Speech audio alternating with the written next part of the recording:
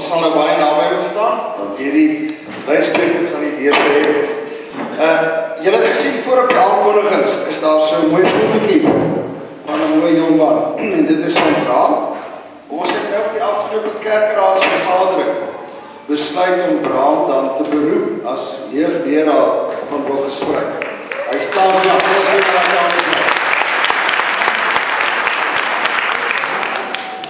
Hy is tans ons voltydse jeugleraar en hierdie pos word nou omskep en word dan nou 'n volwaardige leraarspos. So ons het die volgende 2 weke wat ons as gemeente dan geleentheid het om dit, die groot woord is te approbeer. Dit beteken maar net goedkeur.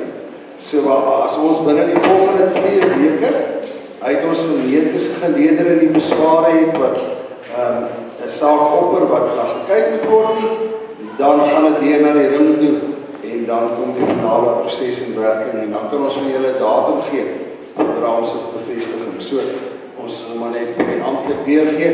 Hy is dan nou beroep en ons sê vir hom baie geluk. Dankie Braam.